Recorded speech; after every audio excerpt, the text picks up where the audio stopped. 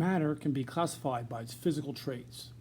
In this lab, we'll use the dichotomous key to look at all different physical properties of these materials, and through the dichotomous key, we will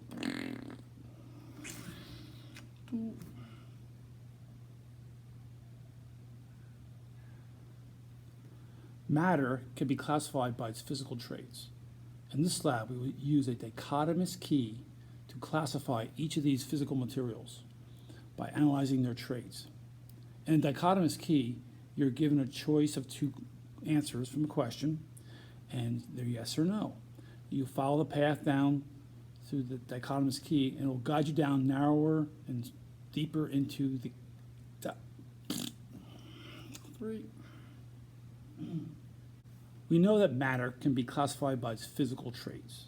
In this lab, we will use a dichotomous key to classify these materials using those physical traits.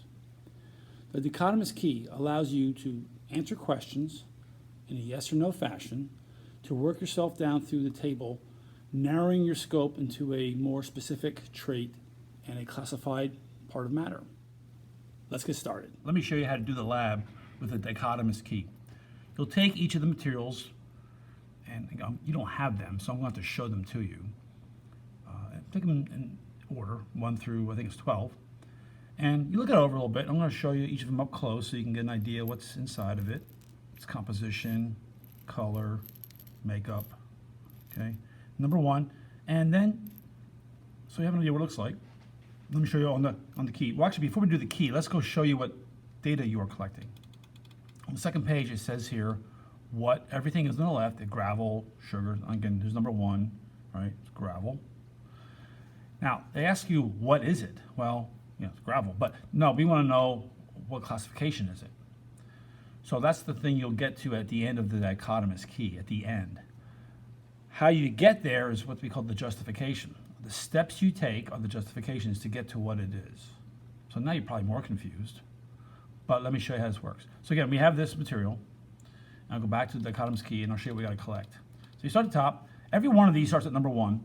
But every one of these, your choices are, does it have mass to take up space? Everything in these vials, or these test tubes, yeah, it's got mass and takes up space. So it's not going to be B, which is it's pure energy. All these have you go to Q2. So that's where I ask you to start taking your justifications. Everything goes to Q2. That's the first level of justification, Q2.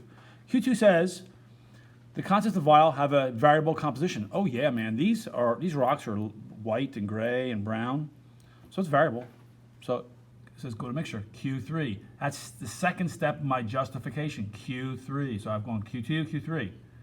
So I'll come down to Q3. Q3 says the contents of the vial are uniform. No, they're variable, so it's not this one. B says the contents of the vial vary in composition. Yeah, this one. So now we are a heterogeneous mixture. Go to Q4. So I want Q2 so far, Q3, and I'm going to Q4. Q4 says the contents of the vial may appear uniform. No, already. I said it several times. You don't have to shout it. The contents of the vial visibly vary. Yes. And then it says heterogeneous mixture. That's what it is, a heterogeneous mixture. I'm pointing to it with the cursor here. So you did Q2, Q3, and Q4 to get to heterogeneous mixture.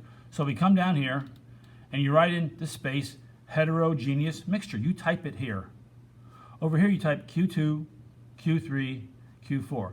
Those are the steps you took to get to heterogeneous mixture. Alrighty? Let me do one more for you. I have number 9 here. And number 9, well, again, you probably know what it is right away. But I just want to show it to you. Pretty uniform, right? Each thread of copper, it looks like copper, is same color and consistency throughout. That's number 9. And number 9 is way down here. Yeah, it's copper. See it there? So we know what it is. But let's go identify. So we go up here again to our justifications through dichotomous key. Again, everything goes to Q2. Let's restart. The contents of the vial have a variable composition. No, it's the same. So it's not this one. It's going to be, it says definite composition. So we are at 2B.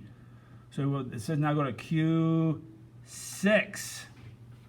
So we did Q2, now we go to Q6. So it's different already than the last one. So go down here to 6, it's down lower. Here it is.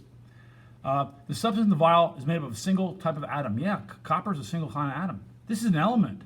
So all we did was Q2, Q6, and we got element. So now I'm coming down here to number 9. I put element right here, I type in an element, and then Q2, Q6 here.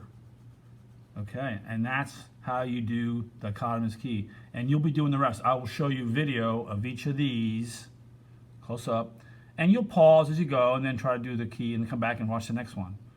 So just pause after you see each one. All right, folks. I'll show you each of the vials and give you a few comments if it helps you to understand what it looks like.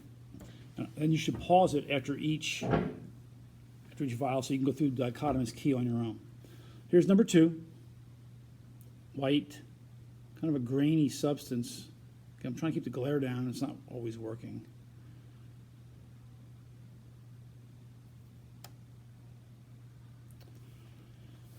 Number 3, liquid.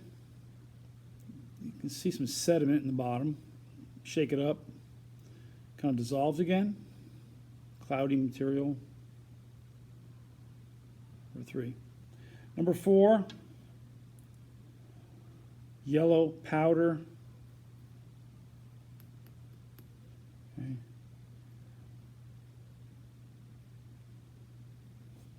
Number 5, metal, very heavy, metallic, little balls.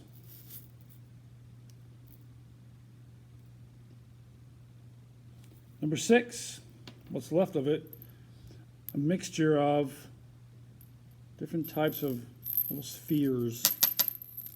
They're kind of stuck to the bottom. Different sizes and shapes, colors. Number 6. Number 7, well, it's a powder. Actually, it was a liquid at one time. It just dried out over the years. This one's going to be a little tough to do. Number 8, very grainy.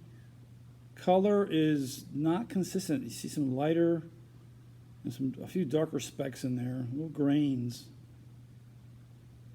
Okay. Good idea, good view of the texture there. That's number 8. Number 9, pretty simple. This one's pretty simple.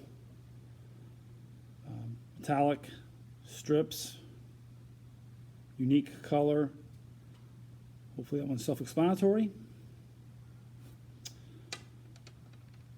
Clear liquid. Nothing going on in there. There's this one again. I did that one for you earlier. And the last one is a creamy liquid, thick liquid material. All right, folks. Go through the dichotomous key and figure out what these all are. Have fun.